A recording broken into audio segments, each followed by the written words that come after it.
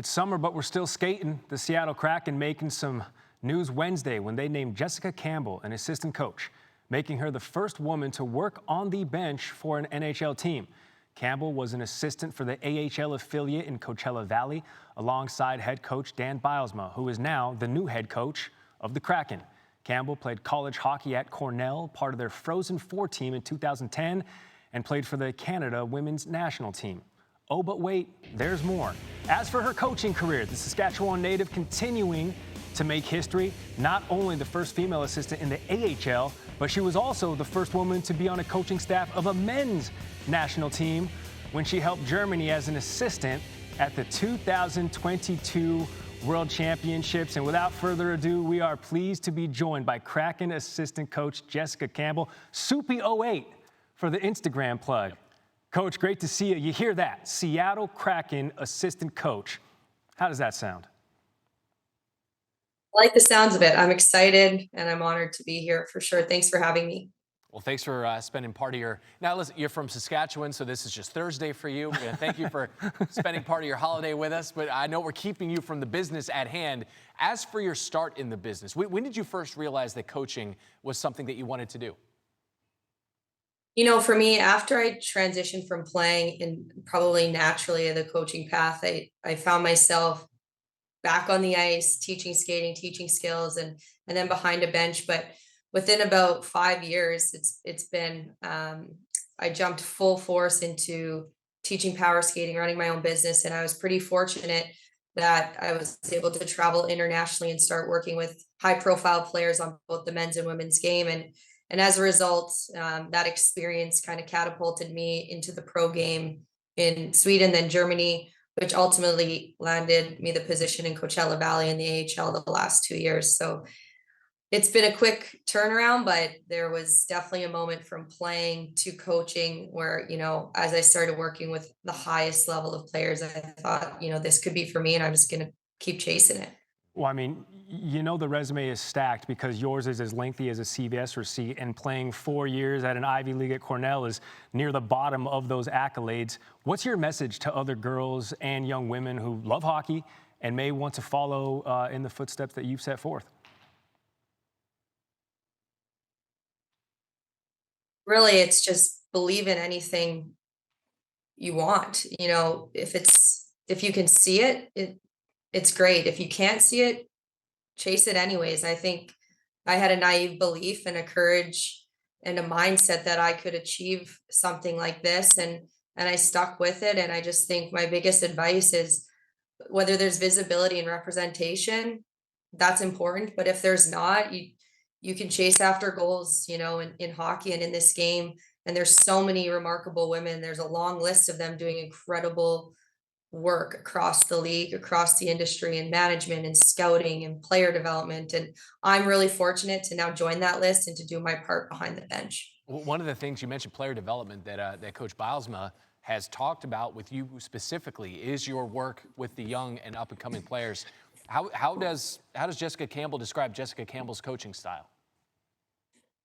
You know, I think strengths of mine are communication. I'm a compassionate leader and I'm very creative, and I try to bring those skills to the table and really just establish relationships with each player individually and own my role. I'm a big believer that at any level, and I've experienced this from my own playing to working with the pros, is they all want to get better. They all want to maximize their potential. And it's my job and just to help them unlock that potential. And wherever they're at, as a young player, a veteran player, it's finding ways to work with them, to stay alongside them. And I've always been a believer of get in the trenches. Let's make this fun. Let's make working fun and finding ways to make them successful. And that's what it's all about. So it's just working through the player one by one, and then on a team level to see what you can accomplish is a big belief for me. Coach, I'm glad that you brought up the communication aspect of this. And of course, there's so much file footage of you on the ice. And we're sort of wondering if you're going to find any opportunity to incorporate some of this footage into your coaching this season, if you'll take a look. Oh, man. This is the Battle of the Blades video a couple of years. Listen, we have Dancing with the Stars. Obviously, they're north of the border. It's Skating with the Stars because you basically learn how to skate before you learn how to walk. And the nimbleness on the ice, Coach, is something that we're obviously making points of here. I never thought I would see that footage again in hockey, but here we are. I mean, you know, what's interesting about that experience is I actually think it made me a better coach. It made me a better skating coach. And I was trying to preach what I talked about and getting uncomfortable. So I'm glad you brought up the old figure skating days. Perfect. Look, I didn't know they had that competition. Indeed. They're like, okay, listen, if on the ice the skates go above the head, that's a bad thing. At least when we're talking, we don't want when we're talking NHL hockey, for sure. I mean, I don't know how to follow that. I want to get into your time, I guess, in Coachella because you spent those 2 seasons down there in the AHL. The familiarity with both the players, Coach Bylsma, however you want to take this, how does that familiarity benefit you now in Seattle?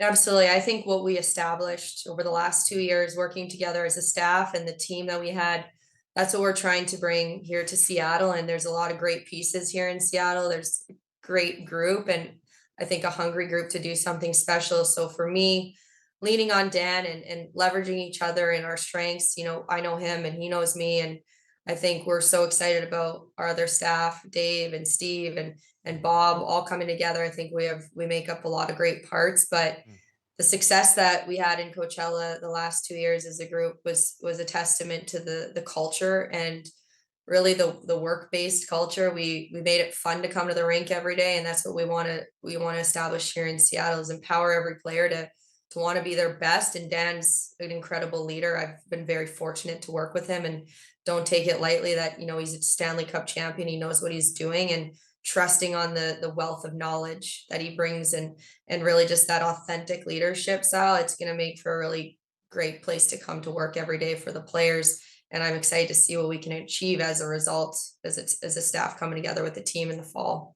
I want to ask just a couple more hockey questions here because you mentioned the championship pedigree that Coach Bylsma is obviously adding to the bench and all of your success in the AHL. You guys just signed Brandon Montour, who just lifted the cup there in Florida. The Kraken, they are in the infancy of their franchise journey here, but what is he going to add for this Kraken team who has been familiar with the NHL Stanley Cup postseason? What are expectations for him and for you guys this season? Yeah, he's a special player. I think the pieces that were added here in free agency they're going to be great for us. And just the finesse, you know, the offensive touch, and you see it, you know, he's a special player. I think he's excited to be here. I know we as an organization are excited by our entire group and those pieces coming together. But I think winning is what we all want, but it's hard to do every single day and to establish a culture and the right mentality, and the people, you know, are a big part of that. And so someone like Brandon is going to play a key piece in bringing, you know, the championship habits and the mentality that it takes to win. And we have others here that are championship, you know, Stanley Cup winners as well. And we're going to be relying on that. I think it's going to be exciting for us to welcome him into the locker room. You can probably commiserate too, adjusting from Coachella Valley weather to Seattle, and him adjusting from South Florida weather to Seattle as well. Where's the sun? This isn't gotcha video here, because this is video that you posted. But back in 2017, you posted some home videos from when you were just learning how to skate, along with some other career highlights. It's interesting to have this footage, right? Your entire hockey journey is available to you. How would you describe that journey now that brings you all the way from this to Seattle? You know, it's emotional. I thank my family, and the journey started when I was a young kid carrying the pylons around. I loved being on the ice. I still love being on the ice. And I just know that I wouldn't be here today if I didn't love the game, and my passion for the game is what carries me through. And my family and everything that we've been through since, you know, I was a young kid, it's driven me to this point to continue to share my love for the game with others. And I've met some remarkable people and coaches that have also lifted me to this opportunity. But from the very beginning, I think you take a little piece of everyone, the coaches, the people, the fans, the community in Rocanville and Saskatchewan, like they're all part of this. And I feel honored, and I truly am humbled to be able to carry this torch, knowing that hopefully doors are open for others coming behind me or in the same position with the same goals and aspiration. But looking at the entirety of my coaching path, I didn't anticipate for it to catapult this quickly, but some of the decisions and the hard decisions to launch my own business and to establish my own rapport with pro players, I didn't know how quickly it could escalate to be in this position. But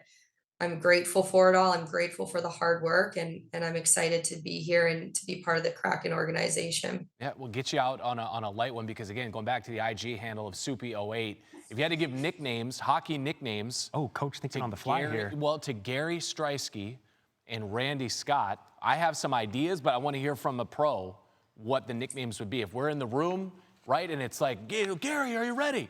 Yeah, Coach, good, because you're going, right? Like, what are we doing? With the I mean, you kind of hit the first one. I don't know a Campbell in hockey that doesn't get called Soup or Soupy, but I probably get called JC the most. Okay. Gary, what would Gary's nickname be? I think Gare Bear is a good one, but you don't see a lot. That's my dad's nickname, actually, Gare Bear. Hey, I'm in good company. And then Jessica, we saw that home video footage in '95. You were carrying around those traffic cones, which is exactly what Randy is on a sheet of ice. He is completely stationary, and he is this guy's a traffic cone. That's what he is. Call me TC. I should have been carrying around pucks and playing with the pucks, but I was more interested in being in my shoes and holding on to the cones. But look at you now. Feet. Traffic cone. They already put it up there on the screen. There he is. That's good. I hope you have better teammates in Seattle than I do here. Thanks, Coach. Congratulations again. It's amazing.